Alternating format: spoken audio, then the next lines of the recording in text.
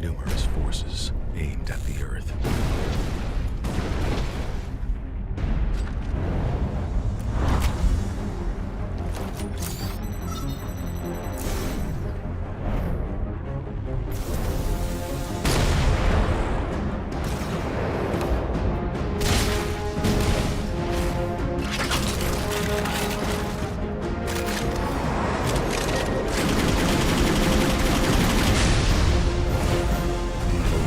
And injustice.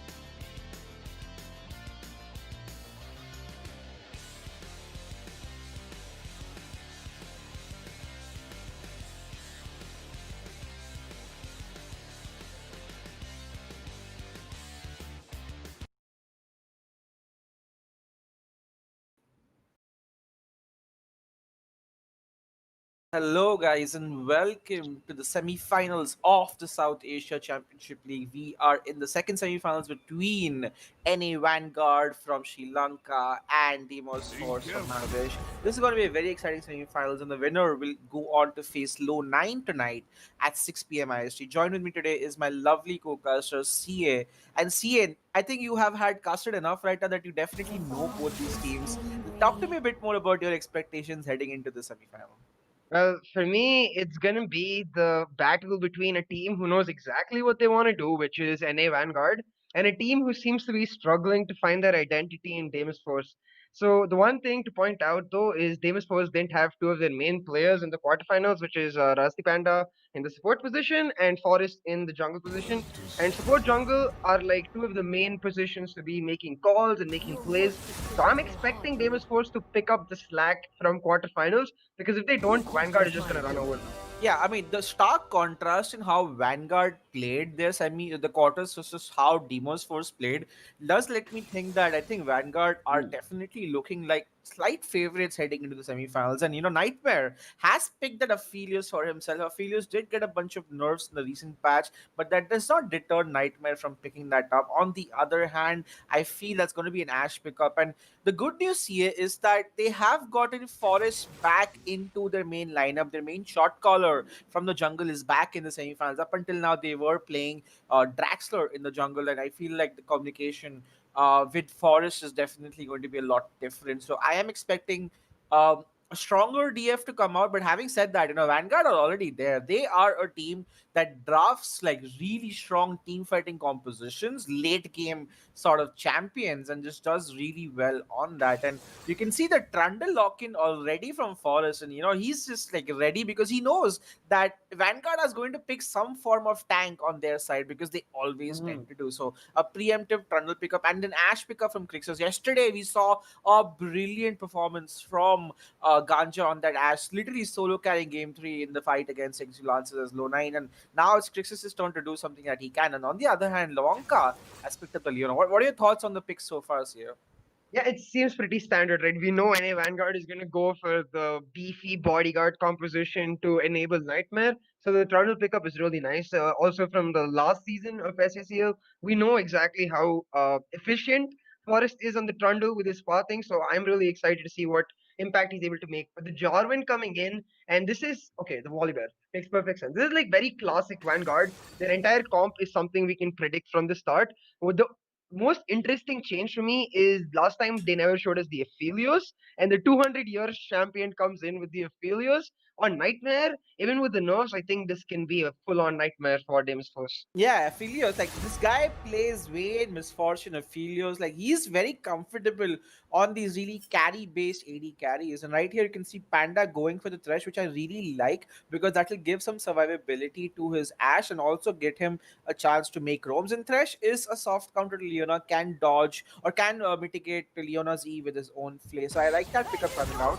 And this is a great ban. I feel like Ashe on Corki again just provides them such late game agency, and the fact that you know it's been banned out is really good. I do feel, however, Turby could have just picked it up from himself if he wanted to. A lot of picks for Ash are still remaining, namely his Diana is there as well.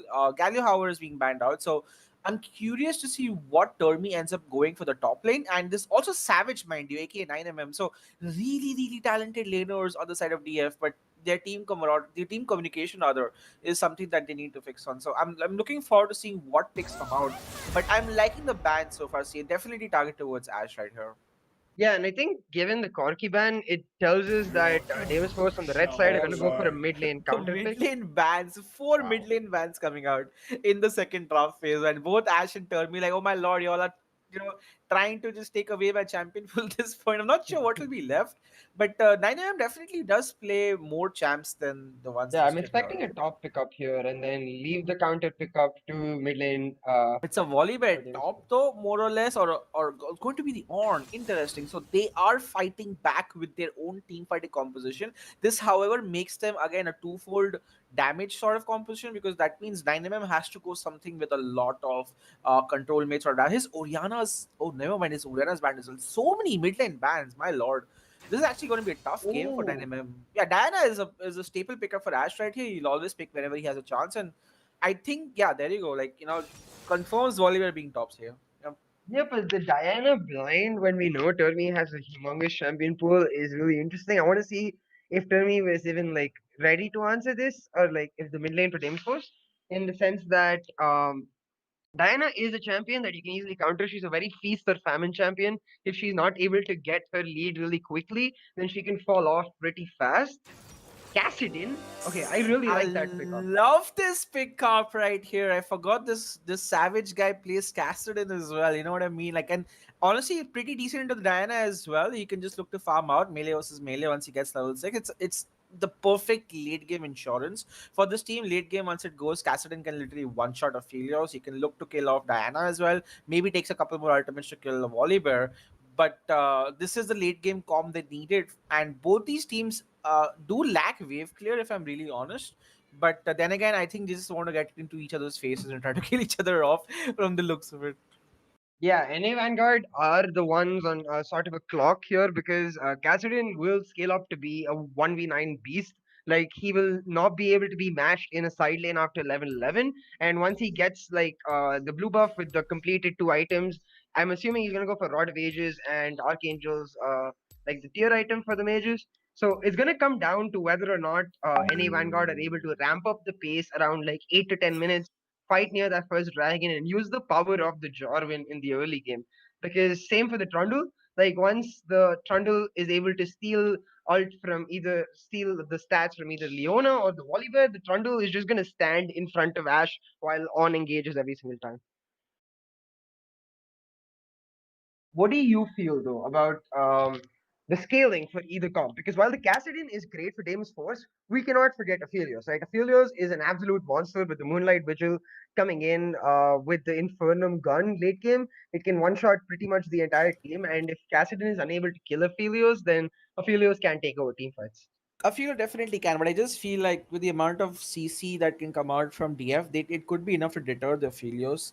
Then again, like, both of these teams, this is literally their playstyle. Right? NA Vanguard loves to draft these team fighting late game compositions, and DF also loves to fight. They also love to draft these team fight compositions, and both of these teams have a lot of agency. On the NA Vanguard side, you have J4 and Leona who can go in for an engage. You have a Volibear who can follow up. You have a Diana who can jump in, right? There's like a lot of dive. On the other hand, you have the Ash for the initial engage. You have the Threshold. You have the On ult, and you still have Trundle Pillar in case you still want to disengage, right? So both these teams have enough enough engage on their side. It really just depends on how fast the AD carry dies here at this point. If the Ash is able to jump onto Ash, for instance, like Diana is able to jump off onto Crixus on that Ash and kill him, or if Cassadin or Trundle can just jump on the Aphelios and kill him, I feel the most of the early game damage, mid game damage is going to come from these AD carries. So Nightmare versus Crixus is going to be a very interesting matchup. When we look at lane versus lane matchup, however, I do have to give some priority in the top side because Volibear is going to be massive in the top side. Diana versus Cassadin, again, like Diana favored in the mid lane. It's only in the bot lane where the Ash will have some advantage over the Aphelios, but then the Ash has to be really careful to not get EQ'd by the Leona. So depending on where the junglers choose to like path early and how the early laning phase goes, it will depend a lot on which team has momentum going into mid game. I think Ace Lord on this Jarvan is gonna look to either gank top or bot lane with the idea that Diana will be able to make a play once she's level 6, either in her own lane or roaming to another lane. What's really key for me is, as you said, the only like lane up in the air for both the teams is the bot lane, right? So Aphelios, Leona don't necessarily have priority against Ash Thresh, but they're a more burst lane as compared to taking extended trades. They don't want to take extended trades, so that's where Jordan comes in. If Jordan is able to get an EQ off on Ash perfectly with the chain CC with Leona, Aphelios will kill her 100%. 100%. And honestly, like I have to give the edge to Vanguard simply because I feel as a team they have better synergy. Yep. Like this is a team that has played together since years. We have seen how good Ace Lord is in setting up these engages, how good his team is in following up. Like I was blown away with how great this synergy was in the quarterfinals, right? Like the guy flashes on the J4 and instantly Nightmare follows up and gets a kill for himself. So I really like that understanding that these players have with each other, and I feel like in a team fight, right? Say it really just matters on which team has the better coordination, has the better engage, has the better follow up. And right now, any Vanguard seem to be more in sync. Let's see if DF, however, can deal with this mirror team team types that they are dealing with, right? So I classify these as both the team fighting sort of teams. So we'll find out today which is the ultimate team fighting team right now. As you can see the loading screen, that's a really nice Ash skin. High Noon Ash looks pretty good, and he's opted for the cleanse here, whereas Aphelios is opted for the exhaust. Yeah, the cleanse makes perfect sense actually, because it tells me that they're expecting the pressure from Jarvan in the early game like we wanted from Ace Lord. What is like really interesting for me for the entire game, as you said, they're both team fighting comms, and coming into this semi-final series, NA Vanguard are playing the exact playstyle that they have played from the start. This is their favorite playstyle. This is what they have always practiced, and this perfectly enables their main carry in Nightmare. So what I'm a little scared about for Deimos Force is you're entering the comfort zone of NA Vanguard, and unless you're able to pull off Rusty Panda's insane roams or just find that sneaky extra advantage in the early game, can you actually beat them in the late game, even with the Castle? Well, I think if it goes to late game with Castle level 63 items, I don't think it's possible. But I definitely think by the time it goes there, Vanguard should have had a significant enough lead. That is at least the expectation. I'd give this game a 60-40 in favor of Vanguard. But like I said, surprises can happen. Looking at recent form and questions about synergies as well, like Vanguard seems to be on the slight edge here against DF. But with Forest back at the helm, now this is one guy that I personally think gets the team together pretty well. Him and Rusty Panda are the shot callers for this team, and with how Forrest also parts and how he plays, like this is definitely going to help DF find their way back, into being like, as we always say, they're the second best team in the league, right? They've always been the second best team in the whole of South Asia at this point. They always come second in all tournaments, and I don't know if they're gonna break the curse today by coming either fourth or first, but we'll pretty sure find out very soon. As there's a quick pause coming, but the people are ready to start off the game, so we should be back here, guys. Remember, you guys are watching the South Asia Championship League powered by LG UltraGear. This is the second semi-final of the game, and after this, we're gonna straight up start with the finals. So we are in for an exciting day of League of Legends action. And see ya, man. Like long day ahead of us, but I'm sure it's gonna be really fun for us. Yeah, for sure. I'm really excited, like especially given the team we already know is in the finals, like the kind of action they're gonna bring up. As long as this is an exciting finals, which I'm sure it will be, considering what both of these teams like, which is fighting. So yeah, we're in for an amazing day of League of Legends action. But yeah, we instantly get started off. We see both the teams spreading out. I think maybe Deimos Force. Yeah, Deimos Force might be going for an invade. Yeah, they definitely are looking for not an invade. They just want to see where the start is happening. Wants to get a ward out. Forest sets a ward out behind the red buff. Just to see if I'm not sure if that was required, but okay, at least it gives them vision on whether the invade from Vanguard is happening or not. Um, not sure. Okay, so far no wards from Vanguard on the other side. Look, Eastward is trying to get a ward behind the red buff, and Termi is there. Like, you know what, guys, I'm not gonna let you get a ward. He does get a ward, but it's not deep enough to find where the Raptors are. So yeah, Yeah, that ward only covers a potential gank through the mid lane if Forest was starting bot side, but he's not starting bot side, he's starting top side, whereas Jarvan on the other side is starting bot side. So Jarvan seems to be going for just like a fast level 3 into a flexible route where he can gank either top lane or mid lane, but Forest, he seems to be focused towards his bot lane. He knows that Ash Thresh need that small lead going into mid game because come level 6, Aphelios with the Moonlight Vigil and Leona with her ultimate is going to be very hard to match. yeah, and level 1 you can see Kassadin versus Diana right here. Kassadin with his Q can get some poke off, but he does miss a couple of CS in the initial parts of the game. But yeah, like the pathing seems to be somewhat different. Trundle has opted for the right side clear, whereas Jarvan has opted for his right side clear on the bottom side. So they will be on different parts of the map as the game ensues, but Trundle is just looking to do his full right side clear, whereas J4 is already at the top side. The fight for Scuttle is going to be interesting here because the blue side Scuttle is going to, the top side Scuttle is going to be up pretty soon in like 30 seconds or so. So you might see both teams contest for it. Yeah, so this path by Forest, I think is really smart. So we see the push coming out in the bot lane from Trixis and Rusty Panda, and the way they're pushing, it's gonna reset right in time for when Forest reaches bot lane and leaving Nightmare and Wonka in a susceptible position to a gank. So I think this is somewhat coordinated, if not like called for by Forest, and I'd like to see. I'm hoping that we're already seeing some of that synergy return to Deimos Force. Yeah, let's see if that happens. But meanwhile, we see a Oh, top lane gank happening, and Termi could be in trouble. Termi does not have his E. There you go, flashes out. That's actually a smart, respectable flash. If he got caught out by the EQ, he would pretty much have died to the Volibear and the J4 combination. So yeah, good gank though from Ace Thought does blow the on flash. Let's see if they can make something more of it. Meanwhile, a nice hook lands onto Wonka right here. So some nice gaps that Rusty Panda found onto Wonka, but it does not do much. So Leona is so tanky herself, it doesn't really matter. Meanwhile, the top side, Termi goes ham onto the Volibear. That's a pretty good kill, but here comes Volibear with the return, and look at this, the damage gets returned the same amount, and this is what I'm talking about. Volibear is just like so strong and menacing in this top lane. Like, you can't really win trades against this guy, even if you think you have. yeah, the one thing I was gonna say is that he seems to be like very aggressively pushing, and we see that because he's going for an early back.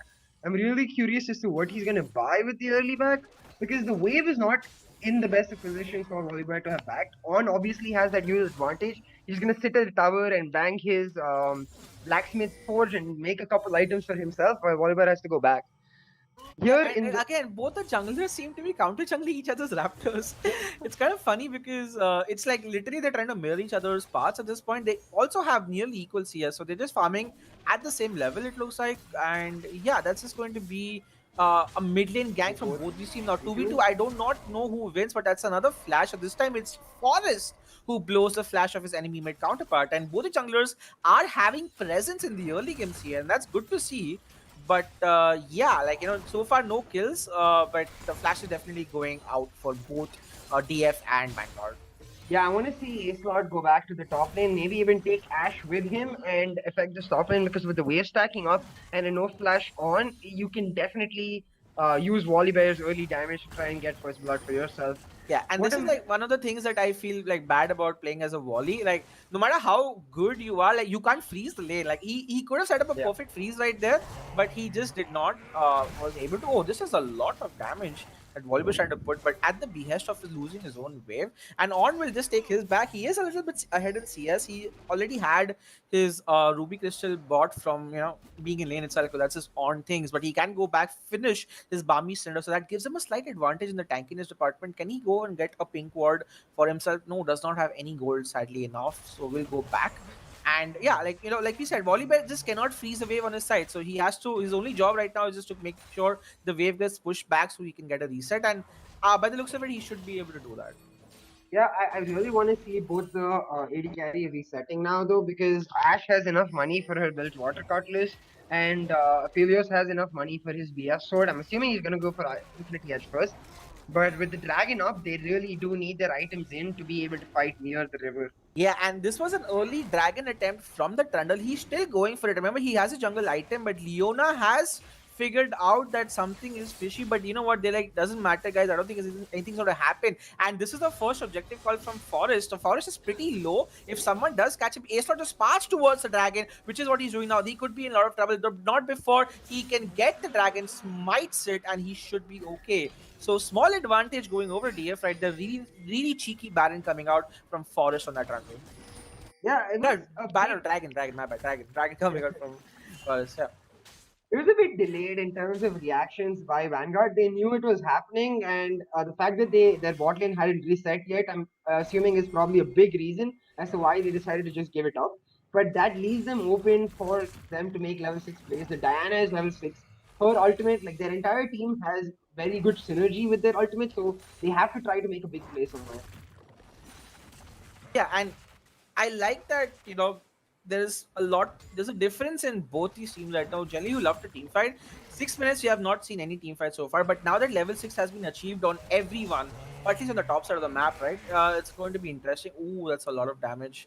Termi, however, still seems to be doing fine. I think he could poke more on the Ornn, but that's another story for the day. But the Forest, though, like Forest is just farming up really well right now. He is level 5 already. He got his level 6 before the J4 got his level 6. So now he has the potential to go gank mid. There is no flash on any Ash, mind you. He's going for it again. Meanwhile, on the bot side, those sneaky Jarvan, Acelot is trying to see another gank happening, but he's just too far ahead. The wave is not in the right positions here. And even though that gank didn't really pan out and like achieve much, it forces Ash on the Diana to go back, and it gives them the easy like way to set up in the top side jungle of NA Vanguard and set up for the Rift Herald, which is coming up.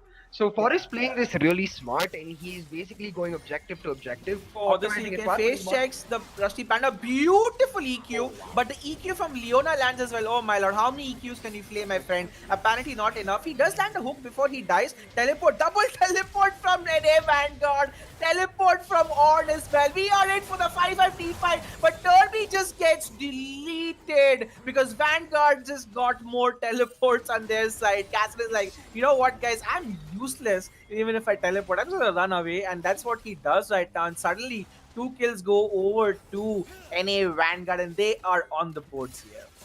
Yeah, like that was exactly what Vanguard wanted. Like they go for the bot lane play, but then TF just hand them the 4v4, 5v5 team fight and give them extra kill for another guy. Oh, F6 tries to flash to get the lantern, but he just is not able to. And they get yet another kill, man. That 4-man bot. This is what I'm talking about. The synergy of NA Vanguard definitely proving out to be the right one right here. Rusty Panda, what are you doing? He's trying to go in again. That's another dive happening. I'm not sure if that was wise of you, Rusty Panda. It was not, because he does die in the process. And that's just a kill gifted away by, DF right here. It's 4-0, and Aphelios is the recipient of all of these kills. Meanwhile, the mid lane Herald was being used. Herald was used mid lane to get like 2 or 3 platings. Mid lane is almost down, mind you.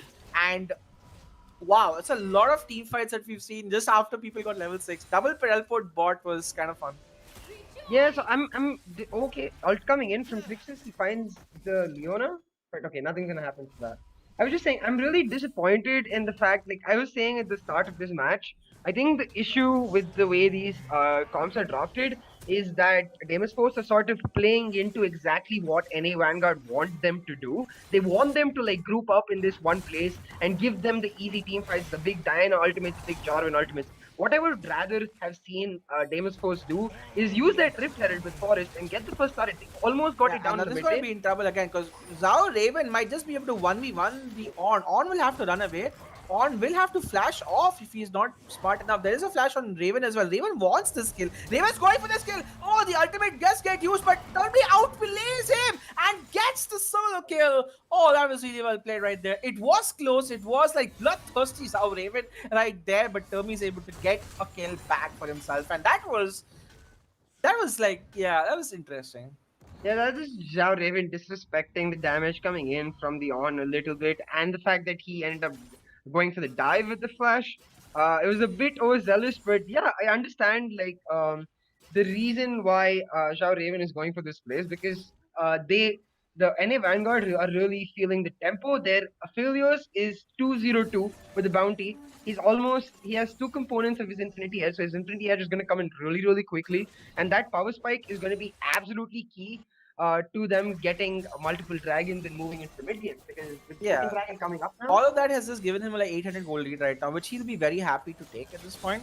So, again, he's ahead because of the kills that he's gotten. And the second dragon, I just do not see how Vanguard will take this. Vanguard wants to fight this, but when you have a Kassadin, I do not know how that will help. The Kassadin goes in, but gets stunned in by the Leona right here. On the other side, the Ash ult, it also misses. The Jarvan EQ also misses. Jarvan R, however, lands onto Ash. Can they kill Esports before anything happens? Yes, they can. And there is no teleport. And Turby just walks in, so that's actually an advantage, but not before. Nightmare is just looking so strong on that Aphelios. Aphelios, however, also dies in the process. Shutdown goes over, and this man advantage DF have with this on tanking and the Ash not dying suddenly makes them win the team fight as they look to get themselves a 3-0, well, 3-1 sorry, at the end of the day, and the second Drake to boot.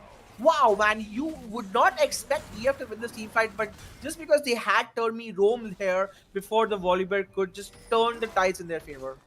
Yeah, I don't think any Vanguard were expecting Termi to come down. He's coming down, just put the numbers advantage in their favor. And even though the Aphelios is really strong, he had to blow his flash really early because of the fact that Deimos was has advantages. And throughout the entire fight, he's just stuck in that dragon choke point, not able to output the max amount of damage onto the backline. And yeah, he's not just able to create the impact that he wants to in this game. Now at 12 minutes, Deimos Force are actually the people in the lead. They have two dragons. Their jungler in Trundle has a significant lead over Acelord. He has almost an 800 goal lead, and that's going to mean a lot for the Trundle given the fact that he's going to go full tank and he's going to be able to steal the stacks. The biggest winner of that entire thing though was On. He's now 3-1-2. He is getting into his Sunfire Cape, and Volibear going for the Black Cleaver, I assume, or the Triforce will not be able to make an impact at all in the top lane. Well, man, this certainly does change the tides, and Tommy Beast being there literally won them the team fight. So a lot of props to him, understanding that the dragons coming up. It's okay if I miss CS as an Orn. Yes, teleports are down because all the teleports were used at the same time. So him just being there really helped out and really well played, honestly, by Trundle right here. Very much an underdog player, but he was able to dish out a lot of damage. And Ash, even though J4 ulted him, there was no follow up by anyone else to kill the Ash, and Ash was able to survive, get a kill for herself, and now she's not far behind anymore. Like, yeah, she is still behind the Aphelios. Oh, never mind. She's still a 1000 gold behind. So the goal lead still exists for the Aphelios because he got one kill there. But now the top is massively ahead, and Kassadin is 0-0-4. He's finished his Rod of Ages before, like at around 11 minutes or so. So he's like doing pretty well in terms of his scaling. And DF are not supposed to win the early game, right? Say because they have a Kassadin on their side. But the fact that they're still doing that and are slightly ahead in gold with two dragons for themselves is boding well for them as they head into the mid to late game. Yeah, it's really important, especially since the Volibear isn't going full tank. He's gonna go for a cruisery build.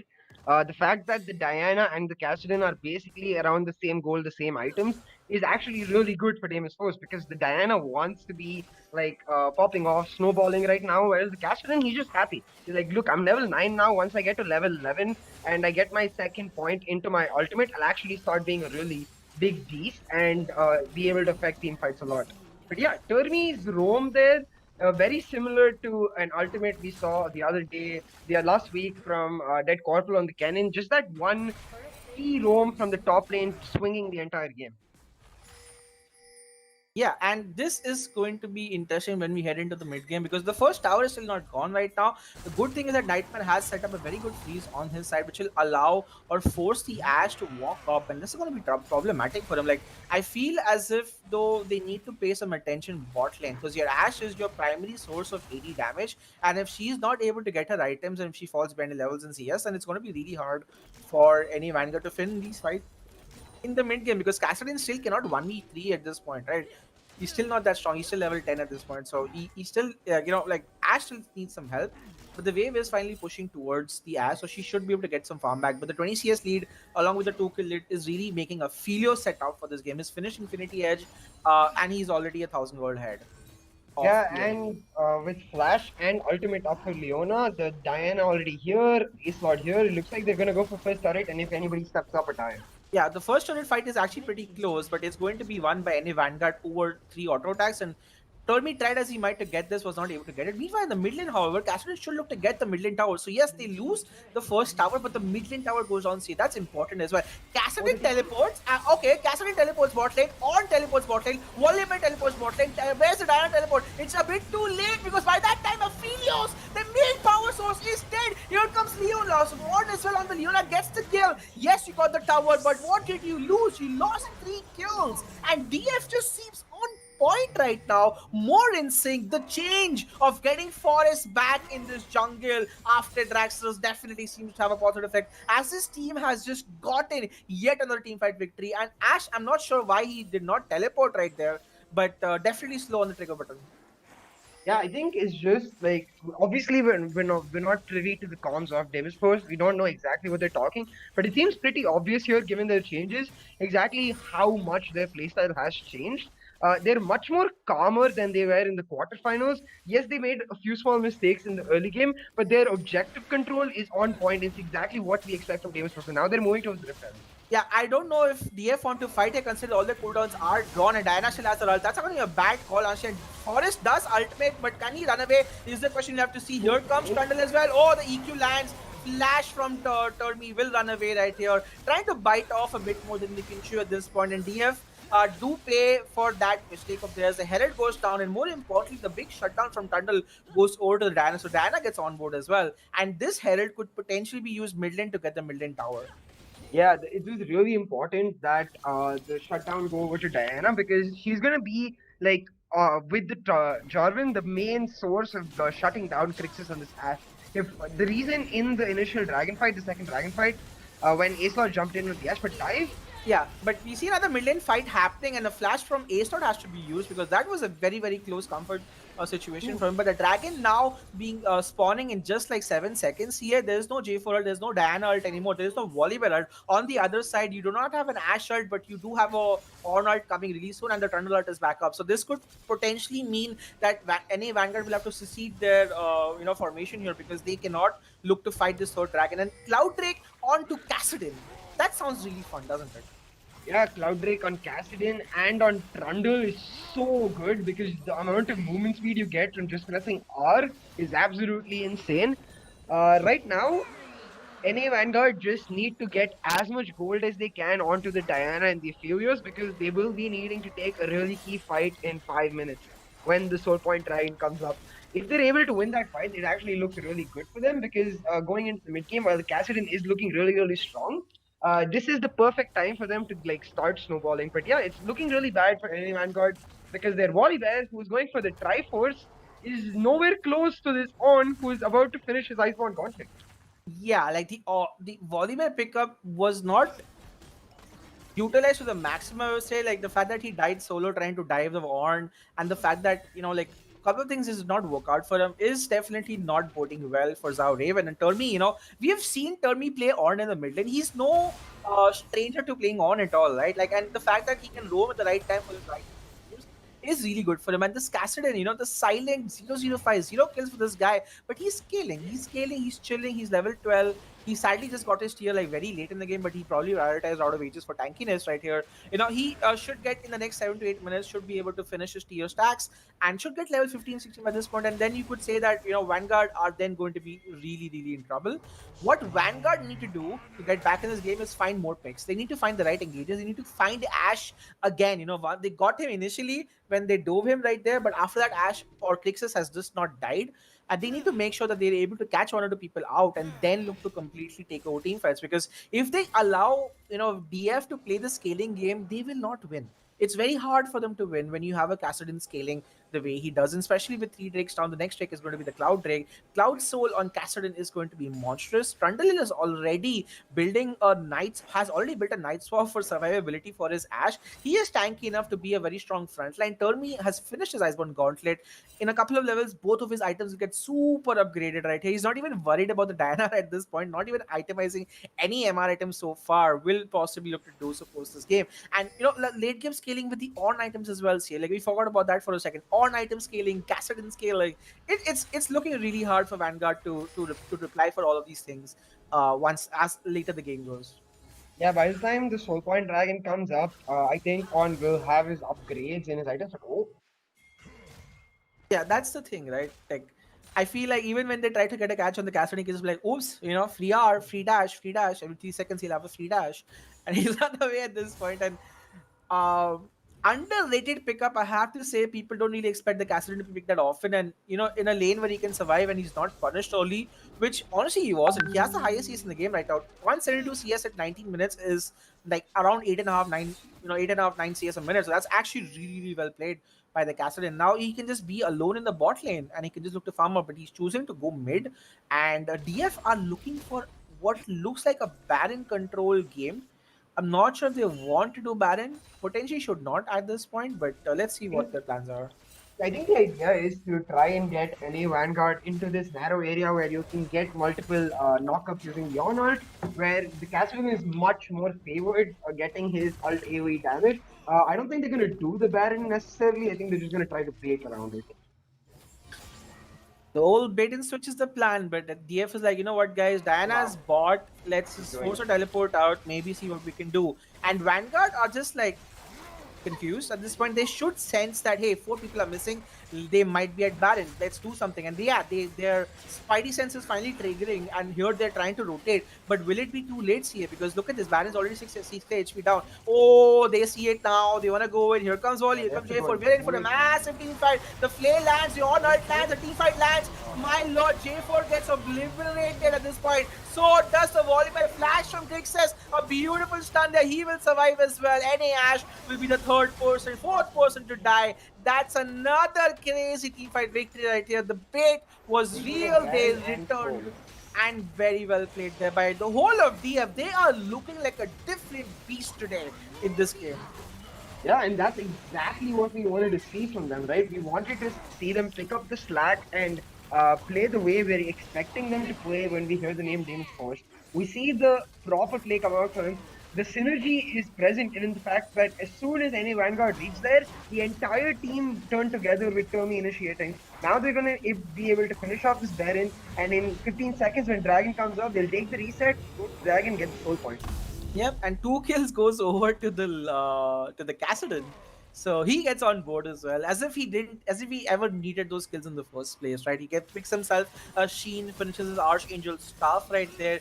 His tier is stacking up 464 out of 750 already. In the next 3 to 4 minutes, he would have probably stacked up all of it. The soul point is up for grabs, and Vanguard are looking for another fight, but they are 7,000 gold behind without Baron. Let's see if they can catch a pick. If they can catch a pick, then potentially they can win. There is an on ult that gets used again. On ult lands onto the Diana and the Leona, but teamfight happening. Beautiful ultimate from Diana as well, but the team fighting is just being won left, right, and center by DF, because how tanky are DF members right here. Trundle just gets 3 kills for himself, and an MVP level performance coming out right there from the whole of DF. They just completely annihilate NA Vanguard in this game 1. Pick up the Soul Drake for themselves, get themselves a 5-0 complete ace right there. And this game is looking like it's going to be over. And dare I say this, CA, but DF are back.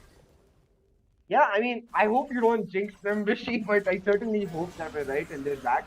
because it looks like it, right? Their synergy, their calls, the fact that they're turning together and as a team. NA Vanguard are simply caught off guard. That fight, Aphelios was completely split up, and when they did manage to fight together, Aphelios is too far behind at this point. He only has two items, and this On and this Trundle are so damn tanky. He's not able to make any sort of difference in the fight. Yeah, like Kassadin. I don't even think Kassadin even mattered. And like the engages just went onto the tanks. The damage carries Kassadin and Ash were like completely untouched right here. And they just could not kill Trundle or On. On and Trundle were just like standing there tanking as if, hey guys, what is damage? I don't care. Like I'll just tank everything and my team will just kill you straight up. And all of them lost. Like not one person died on the side of DFS here. Now Cassidy will start doing Cassidy things. He's still not level 16, but one small combo chunks Wonka down to like 60% HP, and that's like with him with his W on. Once he finishes his Lich Bane, God knows how much more damage that will be done. And his tier is again stacking. Like this is late game DF already 6-0, 6-1. Like it's been a very standard performance so far from Deimos Force.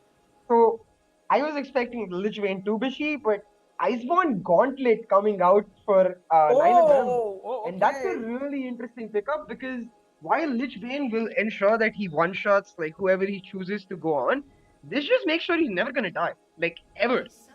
Plus, with that, with the 20% cooldown reduction, given the fact that they have the Cloud Ultimate, I really like this pickup because he's going to be able to utilize the Cloud Soul to the maximum, and there is absolutely no way for you to shut down this Kassadin now. Absolutely no way would be the right way to do it. Like I don't even think if they're able to put like three people on him, he can just like press on and run away. Now all that matters is how DF are looking to close the game. Remember historically, this is one team that has not been the cleanest when it comes to like closing games out, but now they have completely set themselves up for a massive, massive storm or a victory. With Baron probably not being up for them right now, it's still up, but it's going to go down in just a few seconds.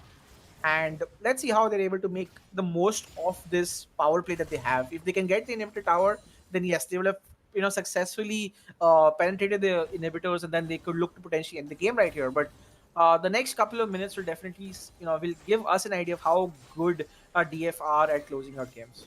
Yeah, like right now about the game, it's not about necessarily finishing the game. It's more about the way they finish the game because given the fact that the team they're going to be facing later today is on a huge momentum swing, DF need every single plus point they can get from this series to be matched up against No9 if they're going to win the series. So if right now they have such a big lead that to actually lose this game, they not just have to throw one fight, but they have to throw minimum of two fights. If they throw a fight right now here, they lose Baron, sure, no problem. They can reset to Elder Dragon. They have to throw a fight again at Elder Dragon for NA Vanguard to stand some sort of chance. He sold his. He did not complete his Ice-One Gauntlet. Instead, again went and opted for the Lich Bane. So he's like, you know what? It doesn't matter, Philios. You can't. I'll kill you before you auto attack me. Literally, that's his point of action at this point. So it's kind of interesting to see that he was struggling between those decisions here, and he eventually decides, you know what, Lich Bane is the right option for me. And that's like typical Savage right there. He just wants to be basically kill the AD carry. And now you can see bot lane. Tormi will try to get some poke. That's a lot of Garen minions. And DFs rightly do rotate bot. The hook does not land. Barely, barely, barely misses right here. And I think the next power play definitely will be Baron, because without Baron, it will be hard to get the inhibitor towers. Because Aphelios with his, I forgot what gun he uses, but that gun definitely helps him out to be flip quite well. I mean, honestly, at this point, I think DF can just go for the fight. Like, On has his Gargoyle Stone Plate. Ash has her upgraded Blade of the Ruined King. So it's not even like any Vanguard have a true frontline who can tank for days, because they don't. And the Ash will melt through any half frontline that they do. It's just about landing the right engage, because if the On ult does miss, then any Vanguard have a chance to go back. Yeah, like they need to be so systematic in the way that they engage. Right now, they have to first dodge the Ash ult, then find a way to not get knocked up by or ult, and then maybe they can look to get the kill. But it's just gonna be so hard, right? Because with J4 Leona, yes, you can potentially look to get one person, but Crixus has flash, Crixus has cleanse. So in a way, if you ever get stunned by Leona ultimate, he can just like press cleanse and run away. So it makes life so much more difficult. Yes, Aphelios is scaling. Yes, Dana also has a couple of items, but at this point, look at the enemies, right? The upgraded Blade of the Ruin King already coming out for Ash right here. Lich Bane completed stopwatch for additional measure on that Kassadin right now, with Baron spawning in 40 seconds. seconds. It's literally going to be up to Acelot to make a miraculous like Baron steal for Vanguard to even have a semblance of coming back in this game. Otherwise, it's looking like DF might just look to get the Baron, go for the push, and end the game right here. So let's see what happens here. The next 20 seconds, are Vanguard going to fight this Baron, or are they going to give it up and hopefully take the fight at the Inhibitor Tower? Right now, it does look like they are leaning towards Lato. Yeah, I mean, Vanguard really cannot afford to take the fight at Baron because if they mess up that fight, then it's GG well played. Like, Deimos Force wouldn't even have to go for Baron, they can just go for the end. What I am like really looking for is Deimos Force need to be a bit more loose with their ultimates. They have the Cloud Soul, right? That reduces your ultimate cooldown by so much. You can be a bit more free with it. You don't need to think about, hey, I'm not gonna have my ultimate for key fight because of the soul you have. You will have it. So like, try to get fixed with it, maybe. They're just going for the Baron. Yeah, and at this point, Vanguard realizing, you know what, it's not possible, completely not possible for them to fight again. The last time they fought, they literally got aced by a man, and now with Baron going over again, life is looking difficult for Vanguard. Let's see how the next 30 seconds pan out. You could also see DF just going for the Elder, Yep. you know, because why not? It's 35 seconds to go. If you get the Elder, that basically they can just dive them under tower and still look to win the game. So it's going to be really interesting to see how what they prioritize right now. But right now, Cassadin's level 16 CA. He has reached his ultimate point in the game. He is deathless. There's almost an engage happening onto the volleyball, but he should be fine for now. Mid lane is being pushed by Trundle.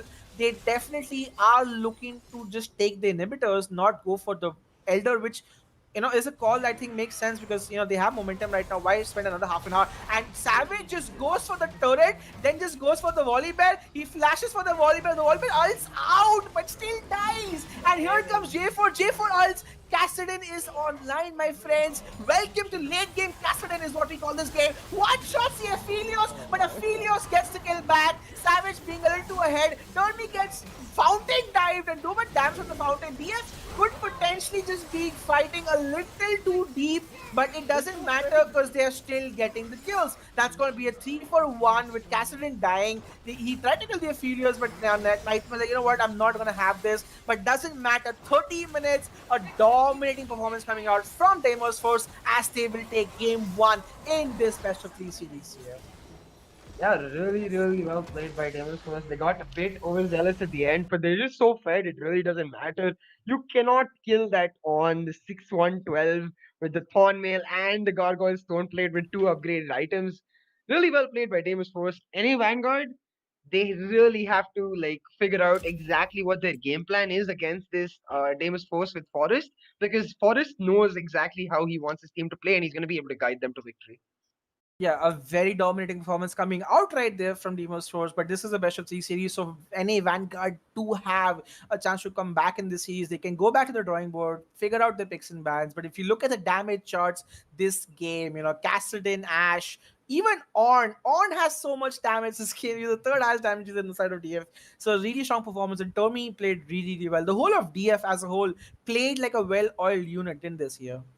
Yeah, they really did. The synergy and the synergy, more importantly, in team fights was very obvious, and that's what we want to see from them against this NA Vanguard team who excels in team fights. You have to be able to not just match them, but take the fight to them in team fights, and that's exactly what Deimos Force do. They're on point with where they want to engage, when they want to turn, and like who needs to rotate to what position to be ready for objectives. Yep.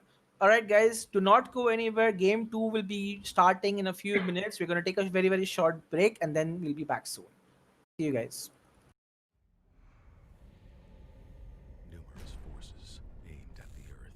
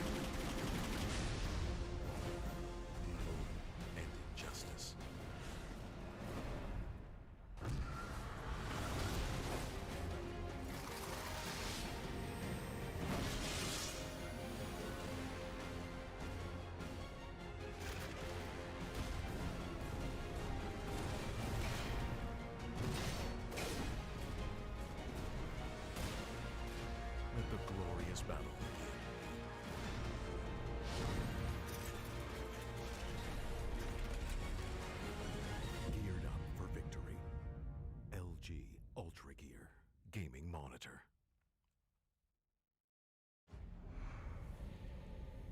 Numerous forces aimed at the Earth.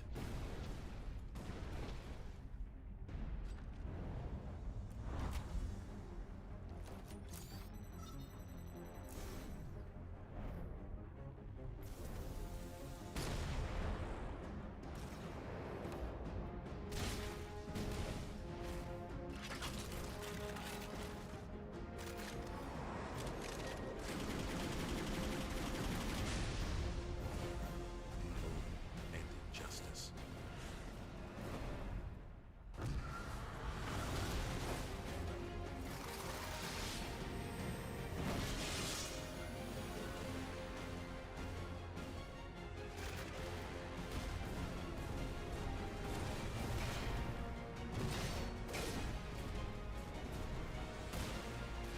Let the glorious battle begin.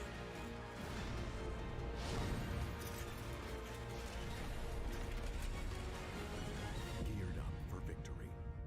LG UltraGear gaming monitor.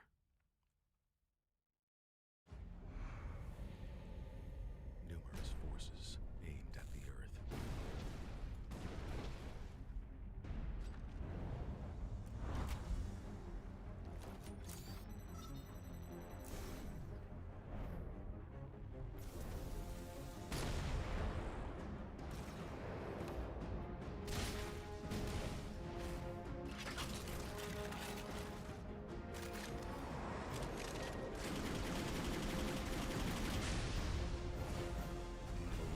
And injustice.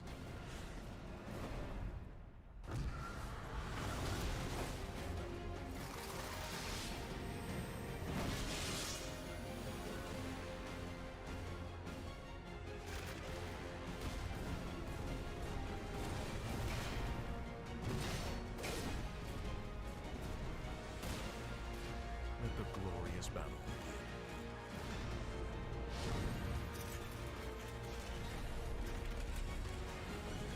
Geared up for victory. LG UltraGear gaming monitor.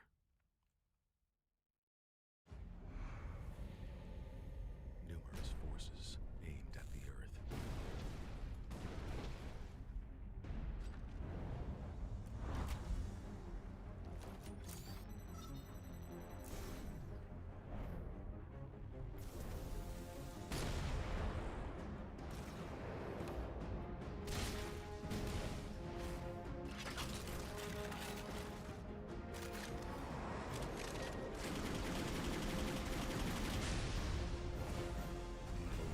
And injustice.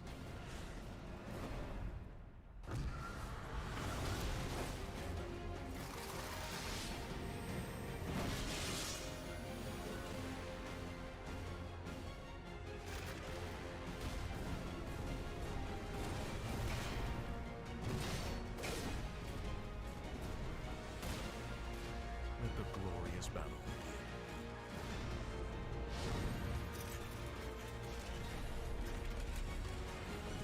Geared up for victory. LG UltraGear gaming monitor.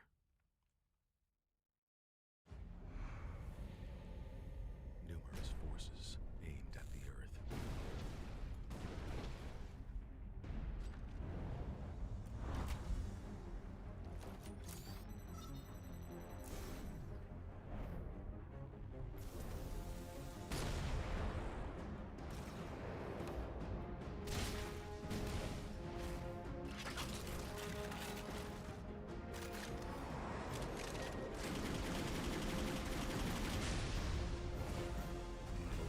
And injustice.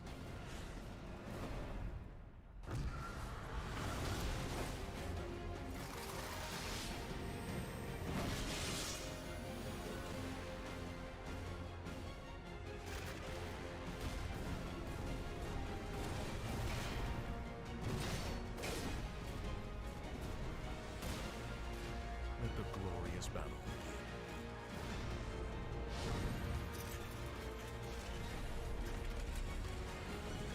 Geared up for victory. LG UltraGear gaming monitor.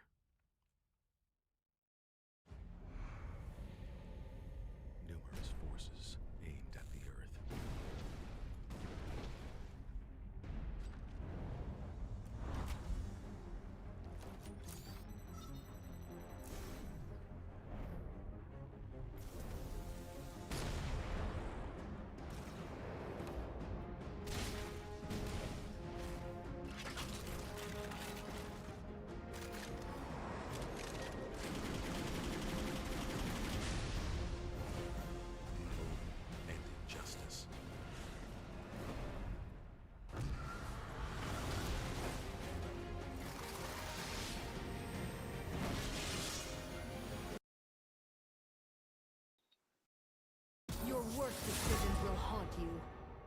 Hello and welcome back to the SSCL semifinal 2 between NA Vanguard and Deimos Force. The semifinals is a best of 3 series, and game 1 was very convincingly won by Deimos Force. As we head into game 2, definitely some strategies will change for NA Vanguard if they want to make a comeback in this game. Join with me again is my lovely co-caster CA. And CA, after the demolishment rather that happened in game 1, do you expect NA Vanguard to change things up a bit, at least in terms of what they want to ban for game two? Yeah, for sure. We already see the ban changes coming out, and what I really want them to change is maybe put Nightmare on something a bit more mobile, like Kaisa, who is able to reposition herself in team fights using her ult, or the Ezreal, who has a bit more agency in like the way he's able to approach team fights. Aphelios, he has a lot of damage, yes, but it leaves him really open to a good, very well synergized team who's able to pounce onto him and shut him down. And given the fact that any Vanguard standard playstyle is just enabling Nightmare, they really don't want to do that. But the Trundle band comes out, and that's really smart, I think, off the bat. Yeah, considering that they are most likely to always pick some form of tank or the other, the Trundleman is inevitable at this point. And Forrest honestly had a very clean game on that Trundle, barring the one play at Rift Herald. But I think overall he's still someone you need to be reckoned with. He can still play J4, he can still play Kane, he can play a lot of champions under the radar. Nice. But Galio being open right here, CA, is basically the right opportunity for any Vanguard to pick it for themselves. And now DF have to wonder, okay, what do we do? Because a Galio is one of the best team fighters you can get in the game. They just pick Wally for themselves. Very interesting. Yeah, but they're gonna end up giving Jarvan as well to any Vanguard because okay, they picked the Ezreal, which is a good takeaway from any Vanguard, and more importantly, a very safe pick into something like Jarvan Galio, which I expect to come out here for any Vanguard. Jarvan Galio is just such a good combo, and it perfectly fits into the playstyle that any Vanguard want for themselves. But Maokai, okay, Well, Maokai is just well, okay. well. You know So they what? When Vanguard wants to double down on something, Jesus double down on something. The Corki pickup as well. That means that the Galio is going support, which is also quite interesting because now they have yet again picked up a very menacingly strong team fight composition with probably going to be another hyper scaling AD carry and a Philios and MF, possibly even a Vayne. But that still, with Corki being there, the double AD carry combination will look to be very strong. And Savage instantly responds to the Cassiopeia pick of himself, which honestly is a great late game scaler too. But against Mauka and Galio, I'm not sure how much he can self peel for himself. So that's something I want to see how it happens out. But you can definitely see target bans coming on Nightmare right now as AD carry pick is still left. Yeah, for sure. Like, I want to also like maybe see still a Jarvan band coming out because Jarvan, we've seen Aslaw play it and it's still really strong. Leona band coming out from any Vanguard, I'm just not sure because I don't think Rusty Panda would have picked up the Leona into this team comp, but I think NA Vanguard should rather be targeting the jungle or the support position in like a more freeform manner. Like you can take away more enabling picks like Ezreal Yumi is really good if Panda plays the Yumi. Ezreal Thresh again, Panda showed us that he's really good on the Thresh. So something that basically denies them. Okay, the Thresh ban comes out. Something that basically denies Deimos Force the ability to be flexible and forces them into a singular playstyle. I assume we're going to see the support pick come out here and leave the counter pick for the jungle top lane flex depending on where Volibear is going. But I like the Corki. I really like the Corki because I like the fact that they're able to take some pressure off of Nightmare and put some carry potential into the hands of Ash and make it a two-fold composition rather than a one-fold composition. You know what I would love to see here from DF? Yep. It sounds a bit troll, but I'd love to see a Bard. I feel Oh, like a yeah. bard in the right place at the right time could potentially negate a lot of Ooh. this uh engage that Vanguard is packing. Vanguard is packing engage and how, oh my lord, that's a Zac pickup. Oh, this is so hard. Like what is this this is compositions coming out like from the depths of like team fighting, bro. Like holy crap is all I can say. Like you have a Zac, you have a oh, how who's going to kill all these tanks in this game, and you have a Corki and a Philios who have the damage, right? So it just begs me to wonder, wow, like Thing is, I see I'm a little like at loss for words, but walk me through this monstrosity that Vanguard have drafted for themselves. And like I'm not saying that this comp can't be beat, but it's like really, really, tank heavy comp if I have to say anything at all. yeah, oh wow, the Kane coming out, so that's a Volibear top. And yeah, you're right. Like the team fighting potential of this comp is absolutely insane. The only like major problem with this comp is that all of its tanks want to be going in. They don't want to be peeling. They don't want to be disengaging. Their best potential in a team fight is when they're the ones engaging. And a set on the side of Deimos Force is so happy with that. Like if a Zac comes in, he'll just pick up the Zac back up and slam him into his team, get that extra damage using his alt scaling off the enemy's max health.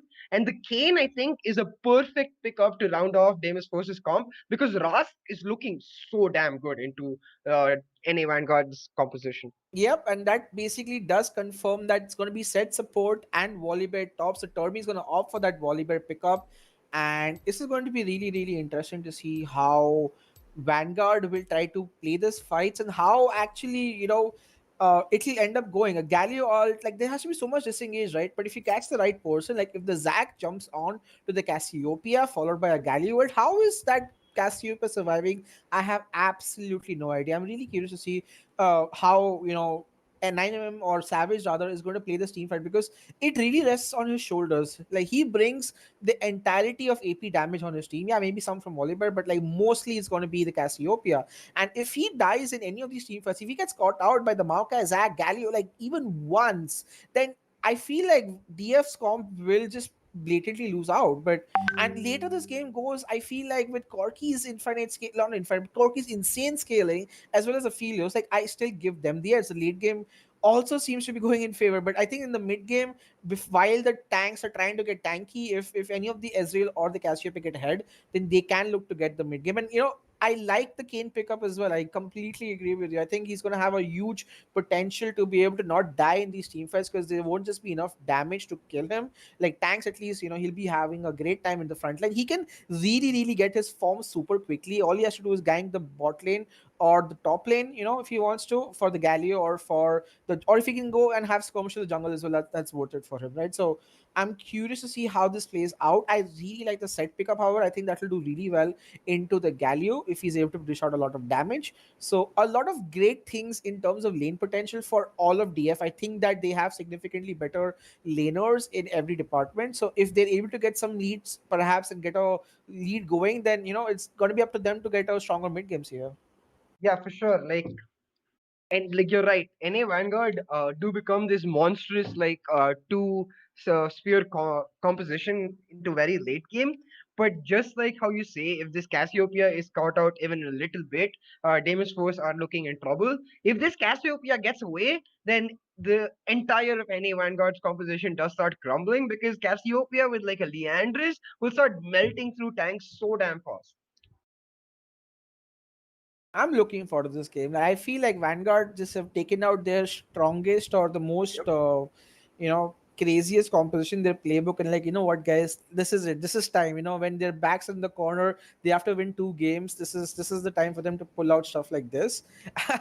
And I'm curious to see how this pans out. If there's one team that loves to team fight as well, it's Deimos Force. And Deimos And Deimos Force, they Force, know how to team fight well. So they know how they've already played against Zac.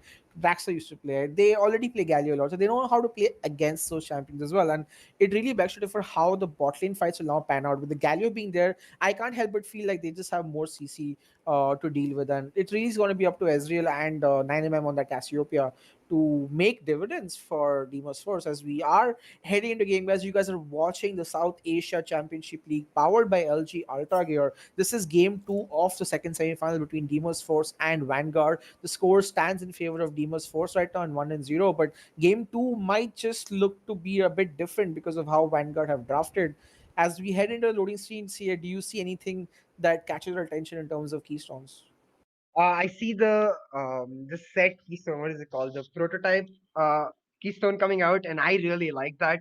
I play a lot of set support myself, and going the rune page he's gone enables you to carry Hextech Flash Traption, which is insanely good on set. He's also gone the sorcery tree second, and I'm hoping he has the Nimbus Cloak, because if you have Nimbus Cloak, every time you use the Hextech Flash Traption, you're able to get that extra movement speed, just basically guaranteeing the double enemy face breaker, the E of the set, and that's just insanely powerful from level 2 to level 6, which is when Ezreal is at his weakest. So if this set is able to just help Crixus scale into the mid game, late game beast he's going to be, Crixus died only once on an immobile AD carry, which was the Ashe. On the Ezreal, he's just not going to be phased at all by this NA Vanguard constant engage coming out, and he'll be able to dish out the damage. So for me, it's all about how this bot lane goes. I'm really interested in how Rusty Panda has set up himself to impact the entire map. And the fact that he has Hextech Flash Traption also enables the classic Rusty Panda like roams coming out to mid lane to try and get like this sneaky gank off for his for 9 mm. Yeah, and in the top lane, I feel like Zhao Raven will just be like probably just forced to a star. Volibear is going to have an insane amount of DPS and pressure. So again, in terms of laning advantages, like Forest will have a lot of rain to get the scuttle fights because his team will be able to rotate faster because they should have the push potential in the top side of the map, as well as possibly the mid lane if Cassiopeia is able to just farm out pretty well. So this is game two, guys. Like a lot of interesting team fights are coming our way. So just make sure you guys are ready to see that in action. The Volibear skin looks pretty dope, and it does look like Forrest will start on the red side yet again for himself, and it does look like Zach will start on his bottom side.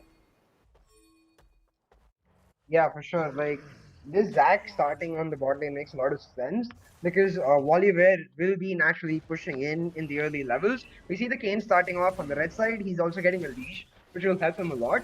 I want to see this Zac like making his way to the top lane with the Volibear pushing. Early game, Maokai does have a lot of agency with the CC, while he doesn't have a lot of damage. Zac and Maokai combined can at least get the flash from Termi and try to put him in a disadvantageous position. Yep, and I'm not sure where the gangs will come, but if you're playing a Zac, I can foresee a lot of gangs coming in. Now, the Yeah. bot lane looks like a harder nut to crack because of Ezreal. The mid lane looks like a juicy target, doesn't it, see for an early gang from the Zac? Oh yeah, for sure. Like that's why I want him to make his way towards top lane. You go top lane, you get a flash maybe from the Volibear, you come back, get your Scuttle Crab, and instantly your Corki, who's likely going to be, if he's playing it properly, be able to set up the way for a gank for on the Cassiopeia. And if you're blowing the flash of Cassiopeia this early, it basically guarantees you a kill in a minute or so later when you can come back and exploit the fact that she has no summoners to escape. Yeah, and again, the war does spot out the Kane right here, but Kane is also having a red trinket, so he's able to remove the vision right here. But now they have vision of where Forest is. They know that he is on his top side of the map. They know that he is most likely going to part towards his blue. But let's see if Forest tries to bamboozle them and go somewhere else. And likelihood that he is, he's going for the blue off the Zac, and the Zac is also parting at the same time. I do not think he should be able to steal the blue, but nonetheless he started it. So let's see how that team fight goes out. Meanwhile, in the top side, you can see already the huge team fight happening, and like Wally Maoka is going to be really low on HPs right now. That means he cannot help his bot lane out. And jungle fights. Oh, here comes the gank we're looking for. Dynamem. Oh, he misses. Jack misses his slingshot right here, and that's going to be a sort of a failed gank. And this also allows Forest to be able to like get some kills back on himself. Forest should be able to get the kill. Does he flash it? No, he doesn't have to. That's a really smart play from him. And two more auto attacks aftershock does land, and he should be fine. But here comes Ash as well to save his jungler. And you can see already, like Volibear is rotating as well. DF Forest is looking to invade this Zac early game, which is a great call, mind you. Let's see what comes out of it from over. I don't know why the observer cam is going towards the bot side. They should be showing the jungle fights. Regardless, is going to small disconnect coming from both the teams. Yeah, like I think there was a small like tunnel vision error coming in from Ace Lord. He did miss the blast cone going for his blue, and then he popped a ward to check if his blue is still there. he noticed that he couldn't see his blue because the blue buff was in the bush with Forest, and at that moment he should have realized that his blue buff is not actually gone since he already spotted Forest out at his Raptors. It the more likely play at that point is that Forest is actually in the bush, currently taking the blue buff. And the fact that the enemy jungler is doing the buff just adds advantage to you because if you're able to CC Forest and get a kill, it's huge. But instead, he goes for the gank on 9mm, misses his E, misses his Q, and suddenly he's down a buff and down the flash. This is going to be very interesting to see how this is going to be. The flash being gone, he still has aftershock. The thing is whether he gets his wolves, and I honestly missed that. I don't know if he got it or not, but it does look like it was Kane who picked that up. Kane also Yep. uh, picked up the blue. So again, the amount of counter jungling coming out is going to be really hard for Zach. But Zach realizing that what, the entire blue side is up. Let me just go there quickly and get a few kills. And with botlane also pushing, yes, he does have priority. Now it's up to DF. Now, does the botlane of DF respond to this roam from the Zac? This is the question. You can see already Cassiopeia smarty enough gets a ward there. So she does spot the Zac out. And yeah, Zac will be able to get the scuttle camp. But can he go and get the blue buff is the question. But meanwhile, you can see Forest is now hovering towards his own blue side. So they do not want the Zac to farm up at all. Can they, however, get the blue before the Kane comes? It does look like they are. And Rusty Panda's here as well. You can see that team fight happening right now. But meanwhile, though, the blue does get taken back, and the stun lands onto Rusty Panda. Rusty Panda could be in trouble. Rusty Panda loses a lot of HP, but the heal will make him survive. Has to flash away right here. Oh, it's going to be in trouble right here. Zac will go down as well. Turmy teleports from top lane. What?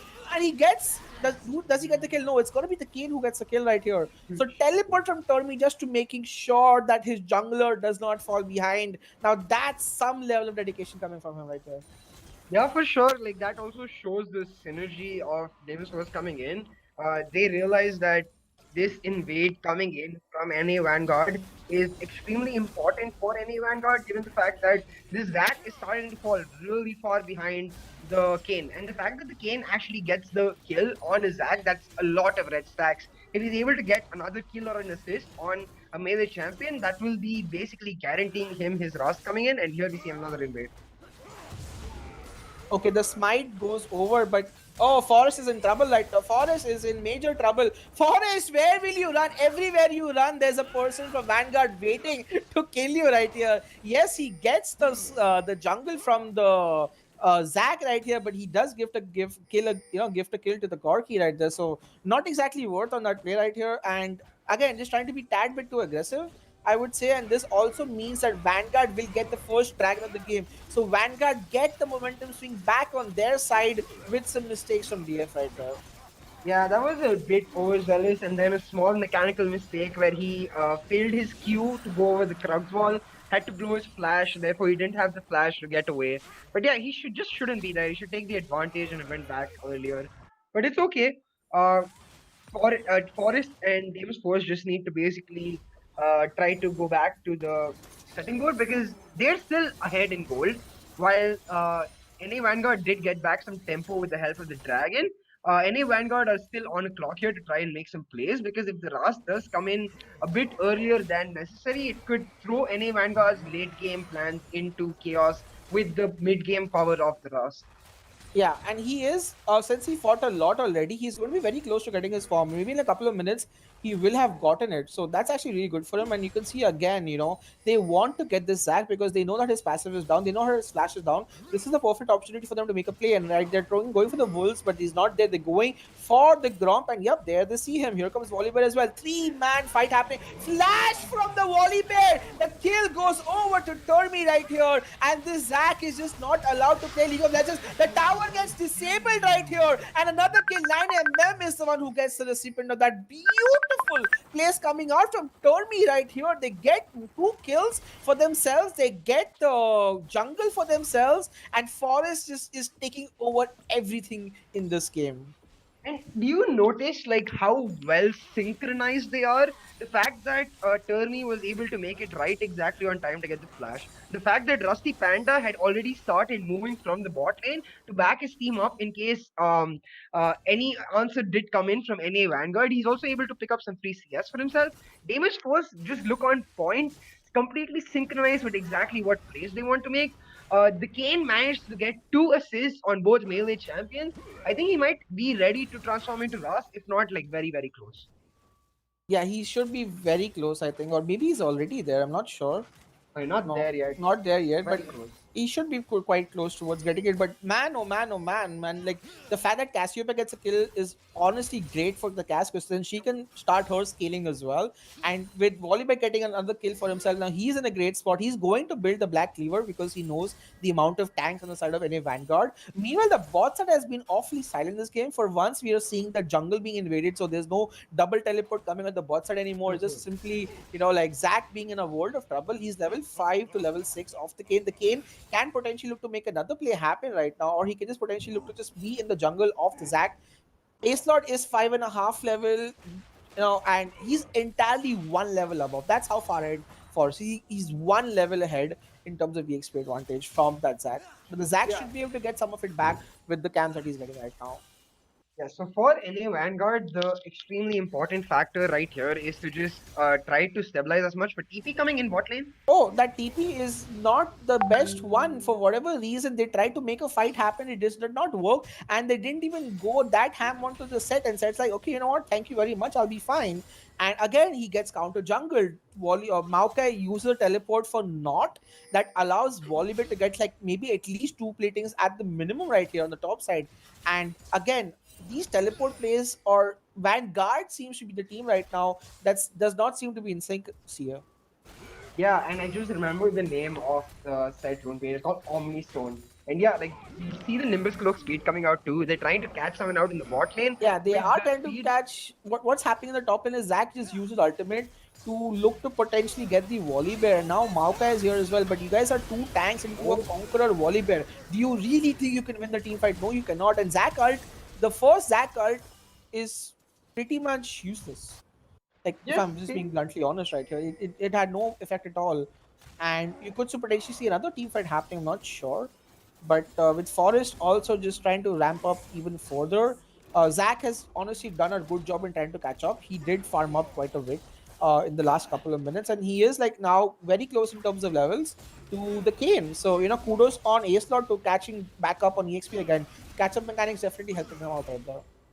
yeah, for sure. We also saw this fight coming in bot lane where the AD carries traded the flash, and the Galio ult came out with the Furious ult, and they were not able to get the kill on Crixus or Rusty Panda, and that's gonna be a bit of a problem coming into the next Dragon fight because while Crixus not having a flash is not a great thing for him. He's in Ezreal. He can just happily arcane shift out. There's no arcane shift available for Nightmare, and he's gonna be extremely immobile. Yeah, the thing is that Vanguard are definitely the first ones on the dragon and it's Yep. spawning, so they will take it on spawn. So they've made a conscious effort to give the first 2 dragons away right here. And now bot lane again gets teleported at Maokai. What are you going to do without when the teleport's not there? He does flash away, but here comes Forest, and Forest will look to ult him and get the kill for himself. So yes, they do lose the dragon, but they will also lose a lot of priority in the top side. And this Maokai also now falls back. Yeah, I think that was just Forrest saying, hey guys, I'm really close to transformation. And Volibear has his ultimate, which will basically guarantee us a kill. But in mid lane, Meanwhile, mid lane, another fight is happening, but 9mm is like, you know what? I'm not trapped in here with you. You are trapped in here with me. But doesn't matter. Beautiful play coming out from Acelot right there. And NA Ash is just there from far. He's hitting whatever he can. Acelot does almost die, but doesn't never mind. The kill goes over to Korki. And Ash slowly and silently gets himself yet another kill. And 9mm does not have flash of that team fight see, and that made him particularly die. And this is what we are talking about. This can potentially happen again and again. Every time he does not have flash, he's going to be a sitting duck to that Zac. yeah, definitely. Like, and that was a brilliant like flash into Q by Ace Lord to get the double knockup on Panda and 9mm and just set it up for Ash. Ash, as you said, silently is just ramping himself up on the Corki. His Manamune is complete now. He picks up a casual page for himself with the help of the gold he gets from the kill. And once he reaches his Triforce, it will be the third dragon point for NA Vanguard, and it will look really scary because there is no real way for Deimos Force to shut down this Corki given the mobility he has. And if Vanguard are able to continuously push and make a play for Soul Point, it's gonna completely turn the tides in favor of Vanguard. Yeah, this early game aggression from DF, while good, Vanguard have honestly just kept it in game. They have not fallen so far behind yet. Yes, there's a 2,500 goal lead, but maybe if their Corki scales up like he is right now and his Aphelios is untouched, their main two damage dealers, if they're able to farm out really well, they're out.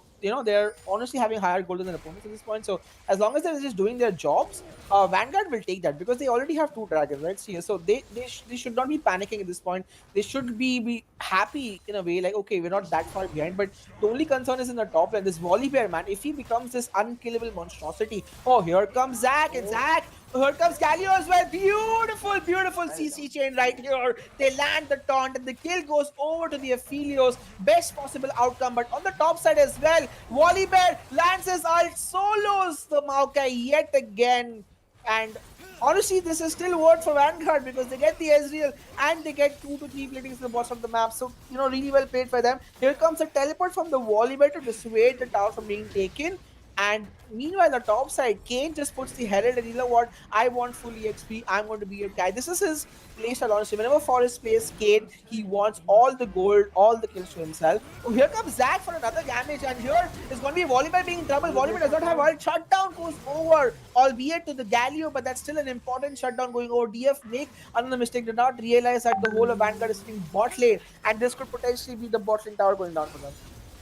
Yeah, DF just disrespecting the amount of constant engaged potential the Vanguard have, but oh, another kill to Nightmare. Oh, Crixus just jumps in and kills the Aphelios. Can he look to kill the Zac as well? Double kill. This is Crixus's game. Oh my lord, he just makes a great comeback. Rusty Panda sacrifices himself to get his AD carry couple of kills. The shutdown going over does bring Crixus back in the game. And here comes NA Ash. What can he do right now? The knockup lands, the auto lands, another auto Q. Here you go. But Crixus also, sorry, Kane dies in the process. He did have his ult to use, but did not have his flash.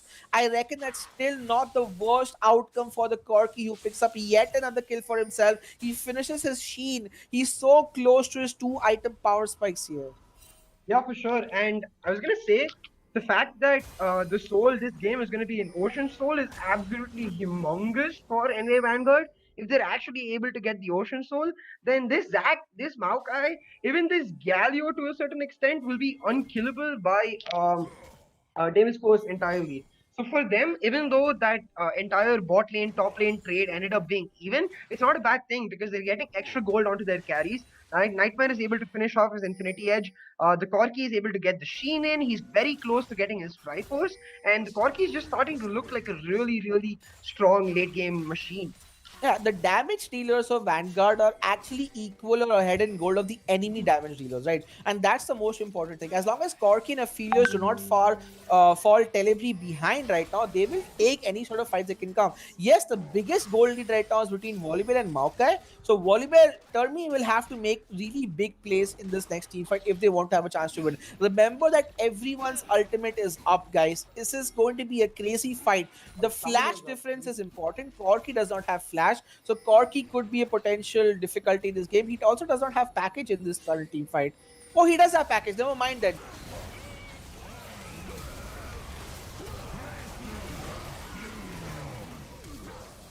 Meanwhile, though, Zao Raven trying to do something, but Set is there. Set also kills him again, and the double kill for the Volibear. Aphelios is like a sitting duck. Aphelios dies, and that's a complete ace out of nowhere. Deimos Force just annihilate the Vanguard in this team fight.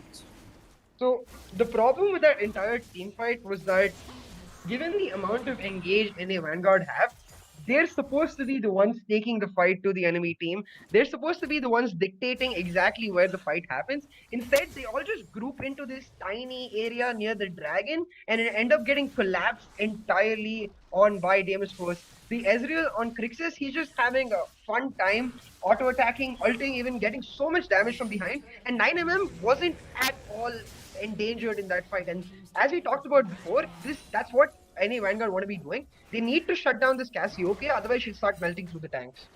Yeah, and I just had a look at the team fight, and what happened was Ezreal completely flanked the Aphelios right here. Aphelios could not get any damage done, and without the Aphelios, they just do not have damage. Yes, the Corki is there, but this is not was not enough for them. And honestly, super well played there by Crixus, right? The Crixus was MVP in that team, but he kept the Aphelios at bay on the bot side and allowed his team to just get the dragon and get the complete ace for themselves as well. Yeah, they really shouldn't be like corralling themselves into an area like that. They should be waiting behind the dragon pit, using the Zac engage, using the Maokai ult to start the fight, and then have this sort of beefy front line in front of your Aphelios and Corki, where there is no way for even Termi or Crixus or anybody on the side of Deimos Force to touch your backline. Yep, we are at 18 minutes and 22 seconds in the game, and there's a massive goal difference. 2,500 goal difference on the top side. Volibear is massively ahead, and he's itemizing what looks like an Iceborne gauntlet. So he's going to have even more damage. He probably should itemize some level of MR at a certain point with the Corki. But with a 8,000 goal lead, like DF are doing what they need to do with this competition. Shut down the Zac and shut down the Maokai, which is their primary tanks at this point, and get themselves ahead. Kane and Volibear are massively ahead of their enemy counterparts, right? There's a 3,000 goal lead between the Volibear, so between the Kane and the Zac, and there's a 2,500 goal lead between the Volibear and the Maokai. So again, the entirety of the goal lead from DF is on the top side. And I think with Baron spawning in a minute, this could potentially be a play for them to do something. And Ezreal also got himself a great kill in the back, and he has completed his 2 core items. Manamune completed, Triforce completed. Manamune is stacked up to 490. So the next 2-3 minutes, he will have stacked that up completely as well. And DF look like they are very much in the driver's seat heading into this mid to late game. Yeah, this is starting to look really unfortunate for NA Vanguard because DF want to be making the push for the winning the game towards the end of this mid game, around like 25 minutes. That's when DF will be at their strongest. They'll be able to get their core item spikes on every single member on their team.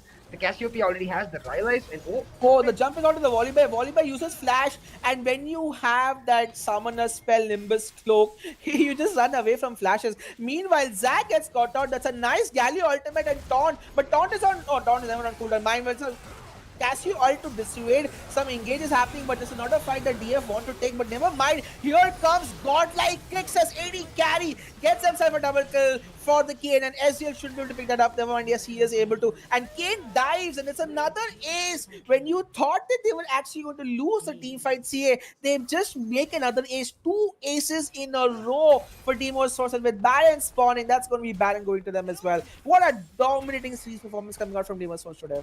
yeah, Vanguard making a desperation play to try and get this shutdown onto Termi, but Termi just flashes away, and you see the Deimos Force synergy coming in as all of them are able to collapse on that. Oh. But yeah, we see that synergy coming in from Deimos Force, that the fact that they're able to completely collapse on Vanguard for making that overextension, trying to make that play, and they get another ace. Now they're 11,000 gold ahead, and they're gonna get the Baron, and with the another sold Ocean Dragon spawning in about a minute, Deimos Force is starting to look unstoppable. Yeah, with the Baron going over to them as well. This is just absolutely going to be a storm coming out. But the Cassiopeia did die in the process, but Crixus is unkillable at this point. Kane is unkillable. 7-7. What a dominating series from Forest this game. He's completely out jungled his enemy counterpart right here. And with Baron also coming over, this is also looking like it's going to be a storm. But again, this time the scaling is on the side of any Vanguard. Yes, Deimos Force is very much in the lead, but they have to make sure that they do not give this lead away. They have to capitalize on this lead and keep going at it, keep getting objectives, keep getting towers, and then completely look to take over the game. Because the Corki has his 2 items, Aphelios is still struggling to get his second. But once the tank stay tanky, then it's going to be a bit difficult for DF to deal with this composition. So it's still a time, it's like a time clock of sorts, like a bomb that will explode at maybe 35 minutes in the game. But if DF can end before 35 minutes, and that's basically on them to do it. Yeah, plus it's the fact that if the Ocean Soul does end up going on the side of Deimos Force by that time, we see the Cassiopeia, she's already itemizing towards the Zhonya's Hourglass. And if she's able to survive the initial onslaught and come out of it with an Ocean Soul, Crixus has been entirely untouched in this fight. He's so far ahead of pretty much every single member on this team. More importantly, this Rust is actually the richest person on the map after that triple kill. He's already picked up the grievous wounds for himself, and I think he's gonna go for the Death Dance next. And with the Death Dance, like there is no stopping this Rust from just creating havoc during the entire fight. He can fight in the front line if he wants, he can fight in the back line if he wants, he can choose wherever he wants to go, and he will be like unable to kill due to the healing coming out. Yeah, Forrest is just so massively ahead in this game. It's not even funny at this point. He's the highest gold of anyone in the team. And with Dragon spawning in 20 seconds, ultimates are already back up for DF as well, except for the setter, which will be back in like 15 seconds. And I dare say, Vanguard tried to take another fight. I do not think they're in a position right now. They need to total. They need to total as much as they can, because if they lose another team fight, they definitely will lose at least one in every tower, and that's not a fight that they can afford to take at this point. But having said that, Dusty Panda does find himself the wrong side of the map. He's going to be in trouble, but he ran some damage back over to the Corki. Corki has package, mind you. Vanguard are like, they want to still fight. And I'm confused if that's the right thing to do. Because the last time they fought, the last couple of times they fought, they got 5 for 0. But I think even DF are like, you know what, guys, there's no need to take a 50-50 anymore. Let's just push out our waves. Let's just do our thing and then see what happens. Meanwhile, NA Vanguard also The smartly mind back off. game. But yeah, like DF moved towards mid lane trying to use their Baron buff, and they as soon as they see Deimos was back off the dragon, they come back to the dragon instantly melt it. So like beautifully played by Deimos first. But yeah, you're absolutely right.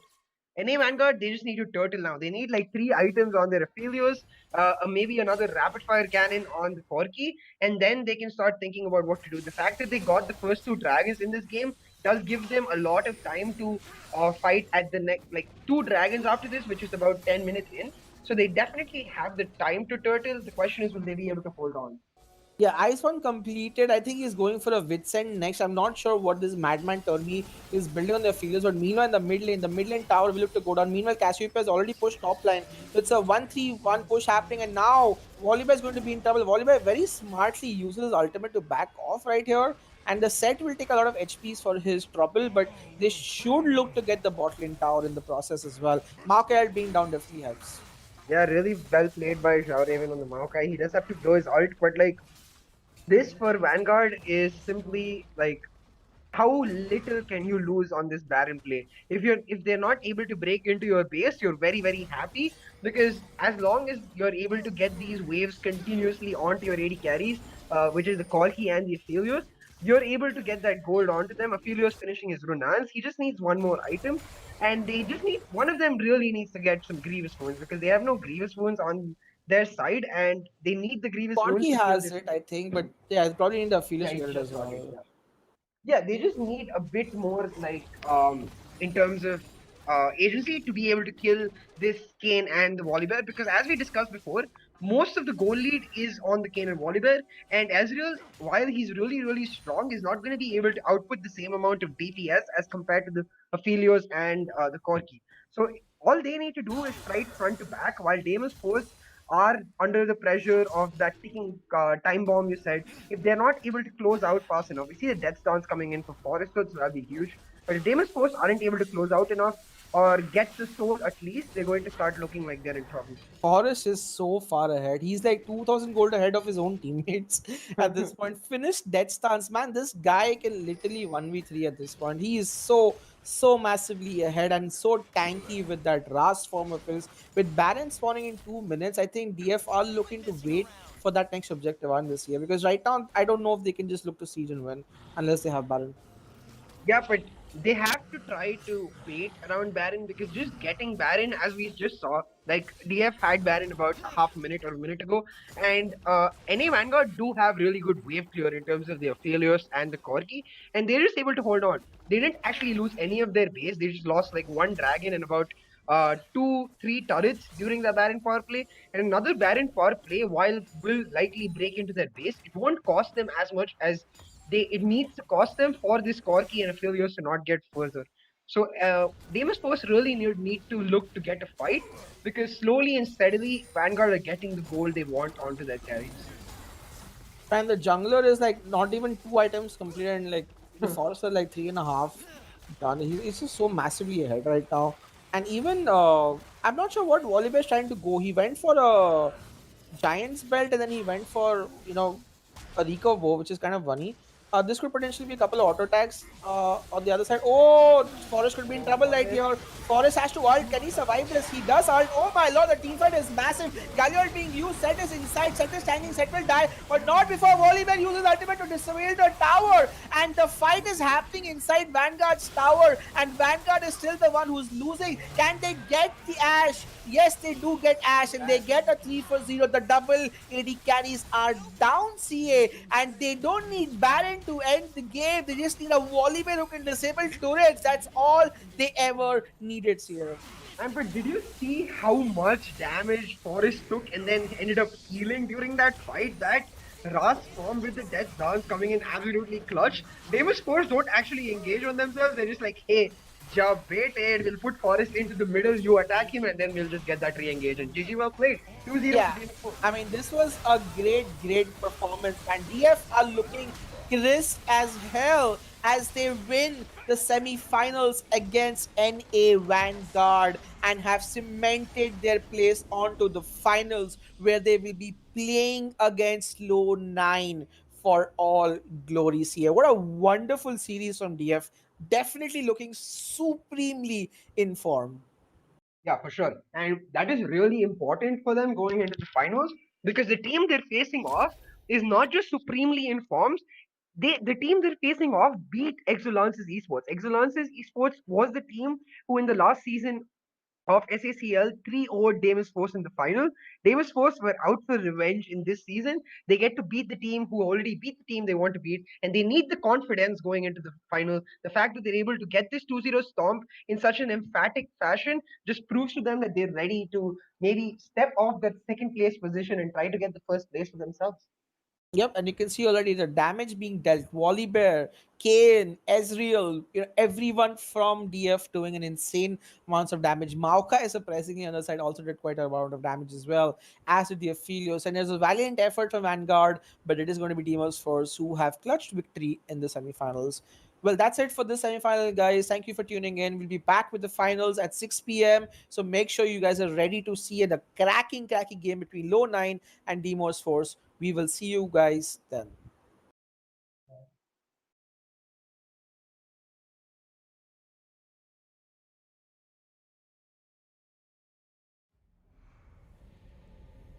Numerous forces aimed at the Earth.